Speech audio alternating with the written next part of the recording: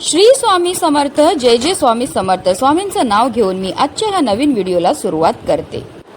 येत्या 14 जुलै म्हणजेच मंगळवारी आली आहे ज्येष्ठ अमावास्या. या दिवशी ज्येष्ठ महिना संपून आषाढ महिन्याची सुरुवात होणार आहे. या अमावास्येचा प्रारंभ 13 जुलैला सायंकाळी 6:50 होणार असून समाप्ती 14 जुलैला दुपारी 3:13 होणार आहे. आणि उदय तिथीनुसार ही ज्येष्ठ अमावास्या जी आहे ती 14 जुलै म्हणजेच मंगळवारी साजरी केली जाणार आहे. मंगळवारी अमावास्या आल्यामुळे याला भौमवती अमावास्या किंवा भौम अमावास्या म्हणतात. या दिवशी मारुतीरायाची पूजा, हनुमान चालीसा किंवा बजरंग बाणाचा पाठ केल्याने मंगळ, राहू आणि केतू या ग्रहांचे अशुभ प्रभाव कमी होतात. ज्येष्ठ अमावास्या ही पितरांच्या मुक्तीसाठी अत्यंत फलदायी मानली जाते. या दिवशी नदीत स्नान करून पितरांच्या नावाने तर्पण आणि पिंडदान केल्याने पितृदोषापासून मुक्ती मिळते.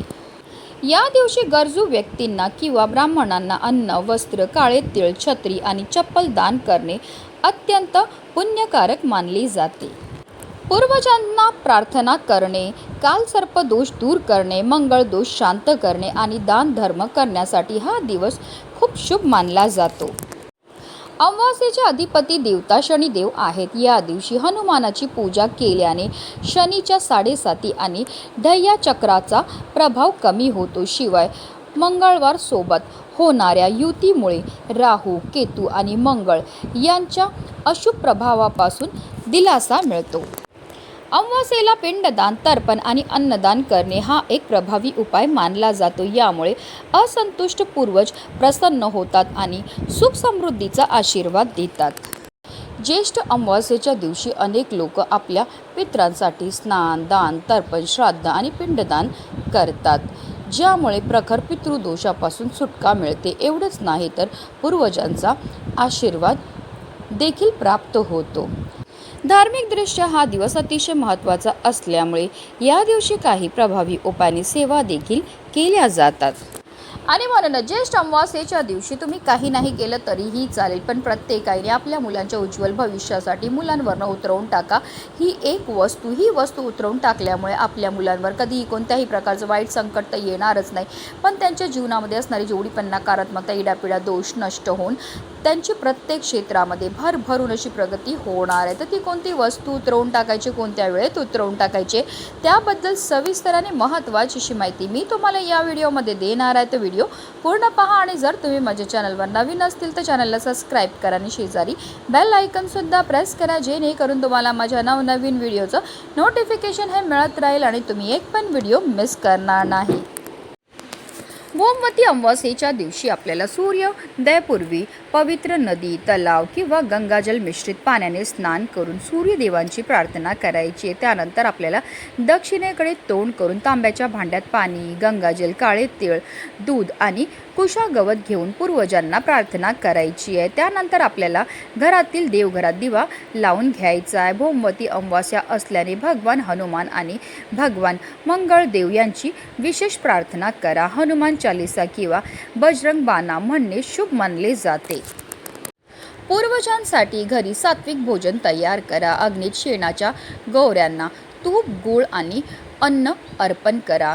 त्यातील काही भाग गायी, कावळे, कुत्रे, मुंग्या आणि ब्राह्मणांसाठी बाजूला ठेवा. मान्यतानुसार अमावास्येच्या दिवशी पूर्वज कावळा, कुत्रा, गाय या रूपामध्ये अन्न ग्रहण करण्यासाठी येतात. या दिवशी श्रीहरी विष्णू आणि माता लक्ष्मीच्या पूजेला सुद्धा विशेष महत्त्व दिलं जातं. आता हा उपाय आपल्याला कधी करायचा, तर हा उपाय आपल्याला अमावास्येच्या दिवशी संध्याकाळी 6 वाजल्यापासून तुम्ही अगदी रात्री 12 वाजेपर्यंत सुद्धा करू शकतात. हा उपाय करण्याच्या अगोदर आपल्याला एक दिवा हा तयार करून घ्यायचा. आता हा या उपायाकरता आपल्याला कणकेपासून दिवा हा तयार करून घ्यायचा आहे, कारण सर्व दिव्यांमध्ये कणकेचा दिवा जो आहे तो सर्वश्रेष्ठ मानला जातो. तर आपल्याला काय करायचं, कणिक मळायचं आहे. मळताना त्यामध्ये आपल्याला थोडीशी हळद टाकायची आणि त्यापासून आपल्याला एक दिवा हा तयार करून घ्यायचं. तर या दिव्यामध्ये आपल्याला 2 वातीची 1 वात लांब करून लांब वात टाकायची. अशा रीतीने आपल्याला 4 दिशेला 4 वाती टाकायच्या. तर अर्थात काय, तर आपल्याला एक चौमुखी दिवा हा तयार करून घ्यायचा. तसेच या दिव्यामध्ये आवर्जून आपल्याला मोहरीचं तेल हे टाकायचं. तर काही कारणास्तव तुमच्याकडे मोहरीचं तेल नसेल तर रोजच्या देवपूजेमध्ये जे तेल असतं ते तुम्हाला वापरायचं आहे आणि त्यामध्ये आपल्याला चिमूटभर काळी किंवा पिवळी मोहरी ही टाकून घ्यायची आहे.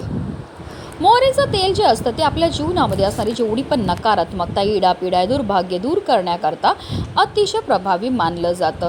त्याचबरोबर आपल्याला एक प्लेट घ्यायची आणि प्लेटवर आपल्याला मूठभर तांदूळ हे ठेवायचे आणि जो दिवा आपण तयार करून घेतलेला आहे तो दिवा आपल्याला प्रज्वलित करून त्या प्लेटवर ठेवायचा. तर आपल्या मुलांना आपल्याला आसनावर बसवायचं आहे. बसवताना त्यांचा चेहरा जो दक्षिण दिशेला होणार नाही याची आपल्याला आवर्जून काळजीही घ्यायची. त्यानंतर आपल्याला आपल्या उजव्या हातामध्ये 5 अखंड काळे उडीद तसेच 5 काळी मिरीसुद्धा घ्यायची आहेत.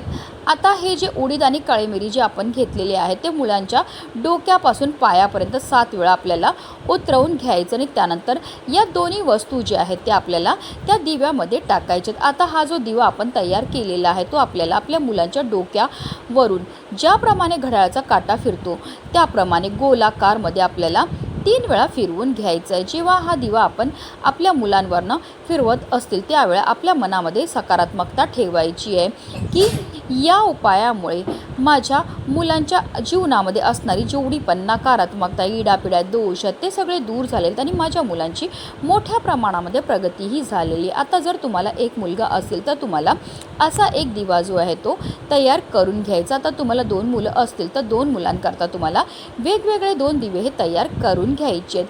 आपल्याला एका मुलावरनं उतरवलेले जे दिवे आहेत ते दुसऱ्या मुलावरनं आपल्याला उतरवता येणार नाही. दोन्ही मुलांकरता आपल्याला वेगवेगळे दिवे हे तयार करून घ्यायचे. एकदा मुलांवरनं हे दिवे उतरवले की आपल्याला लगेचच हा दिवा आपल्या घराच्या बाहेर घेऊन एखाद्या झाडाखाली नेऊन ठेवायचं जेणेकरून तिथे असणारे पशुपक्षी कीटक हा दिवा खातील. हे सुद्धा आपल्याकडनं केलेलं एक प्रकारचं दानच असतं आणि हे दान केल्यामुळे आपल्यावर श्रीहरी विष्णू माता लक्ष्मी तसेच आपल्या पितरांची भरभरून कृपाही होत असते. आता तुमच्या मुलांना किंवा तुमची मुलं नोकरी, व्यवसाय किंवा शिक्षणानिमित्त बाहेरगावी असतील तर हा उपाय कसा करायचा तर त्यांच्या फोटोवरनं तुम्ही हा उपाय करू शकतात की अगदी मुलांना व्हिडिओ कॉल करून तुम्ही हा उपाय केला तरीही चालणार आहे. अतिशय प्रभावी असा हा उपाय केल्यामुळे आपल्या मुलांच्या आयुष्यामध्ये असणारी जेवढी पण नकारात्मकता, इडापिडा, नजरबाधा ही दूर होते आणि त्यांची प्रत्येक क्षेत्रामध्ये भरभरून अशी प्रगती व्हायला लागते. म्हणूनच प्रत्येकाने हा व्हिडिओ जो आहे तो जास्तीत जास्त शेअर करायचा जेणेकरून प्रत्येकाच्या मुलाच्या आयुष्याचं कल्याण हो हीच मनामध्ये इच्छा. श्री स्वामी समर्थ. जय जय स्वामी समर्थ.